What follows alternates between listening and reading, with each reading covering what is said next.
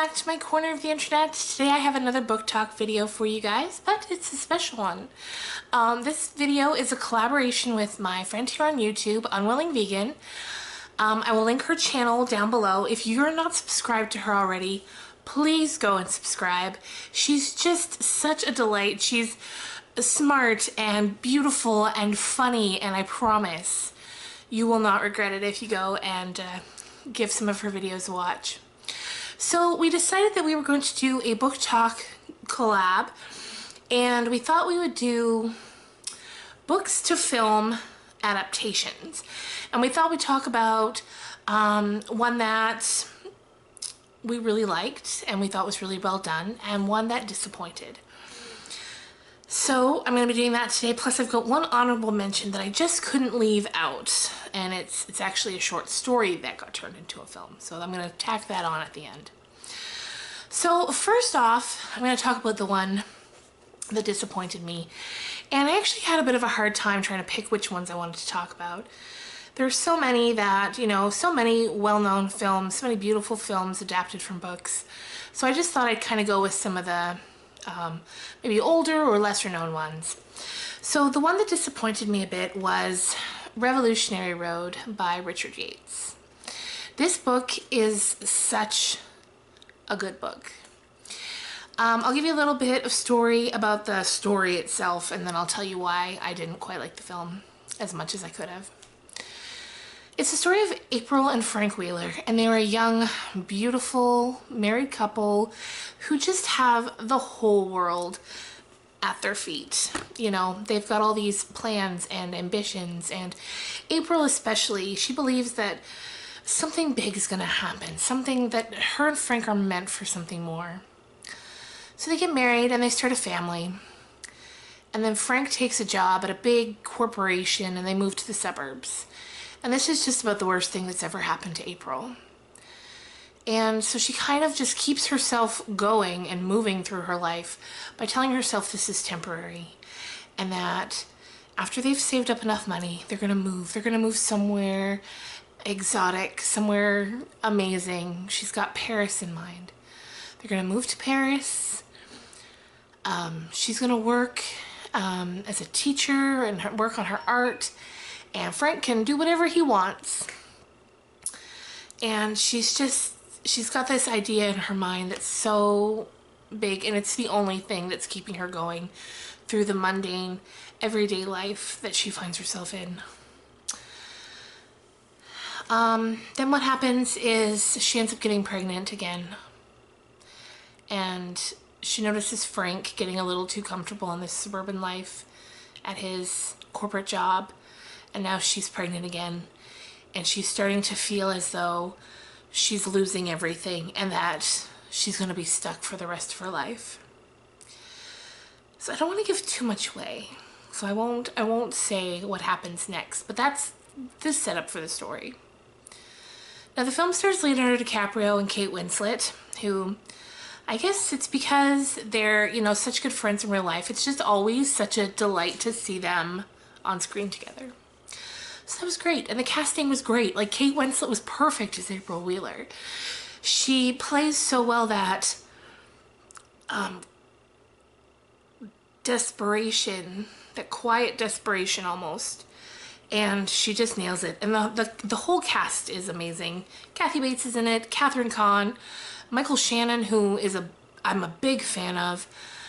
He plays Kathy Bates's son. She's the realtor who sells Frank and April their home, and so Michael Shannon plays their son John, and he's a little disturbed. Maybe this takes place in the 60s, so maybe that's how they describe it, but he's also very intuitive, and the first time he meets them, he can see what a fraud this whole thing is.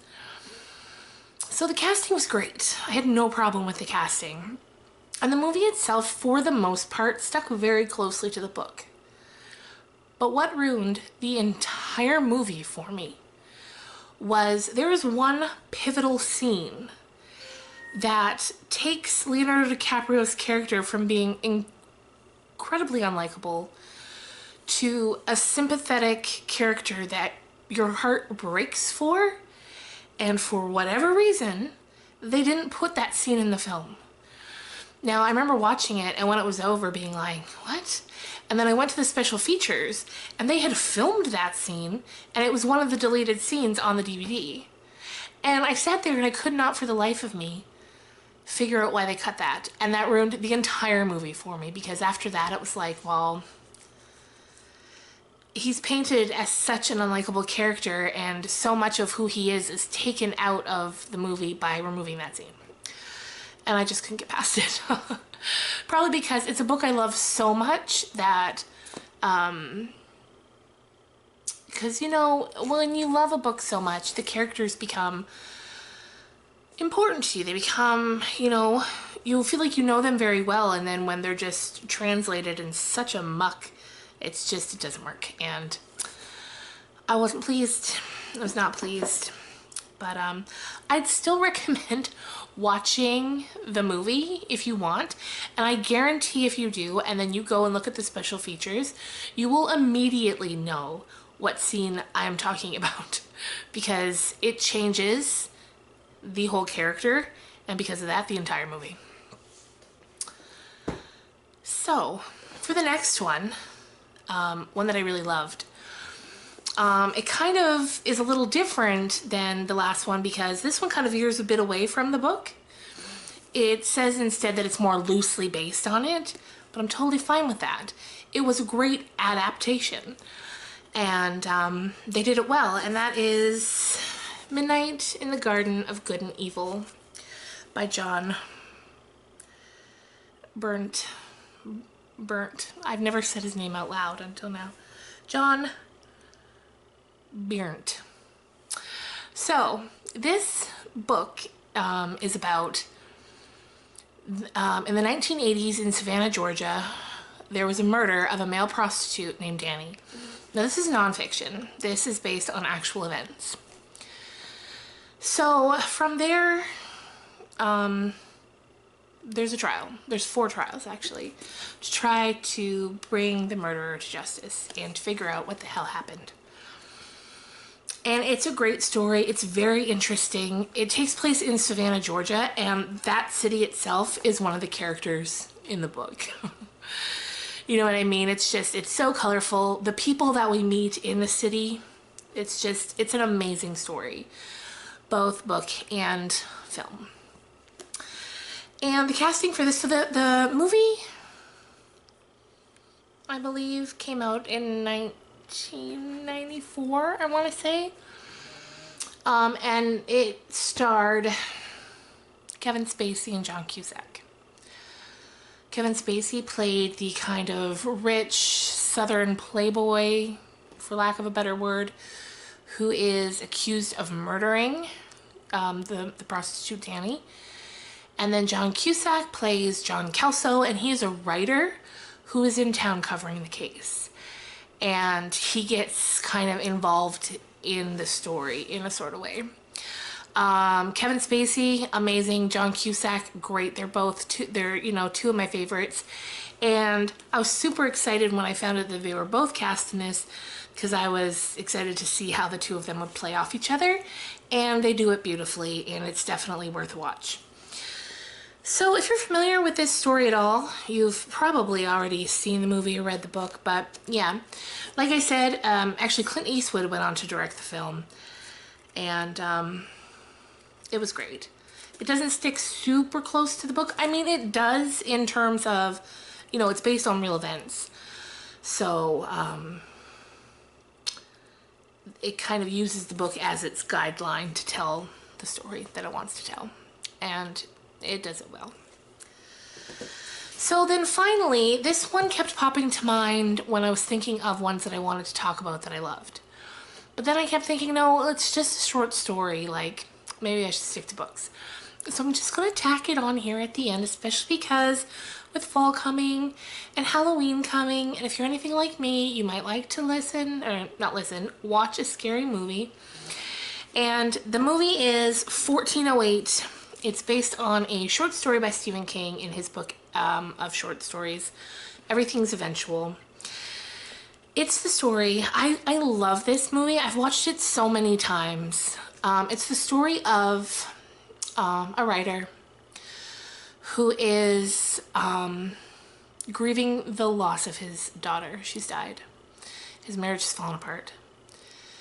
He was a kind of failed novelist in the past, and now he's taken it upon himself to write kind of true stories about his adventures traveling around the country and the world and staying in rumored haunted hotels. And he's doing this as a way to, he wants to know if the afterlife is real. He wants, he wants to know that all the paranormal, and is the afterlife real, because he is searching for some kind of solace so that he can deal with his daughter's death. And he thinks that maybe if he could find out that there is, and if she's okay, that he'd be able to move on. But, things don't go too well for him. He goes to a bunch of reportedly haunted hotels and nothing happens. Nothing ever happens. And he's at the point now, he's, skeptical and tired. He's tired. Anyway, he goes to spend a night at a hotel, I believe in New York City. And he is put in room 1408. That is rumored to be the most haunted, hotel room in the world. And the manager of the hotel, he's like, you need to sign a waiver, you don't want to do this. And he's like, I do, I need to. And he goes and he has a night of just horrible encounters.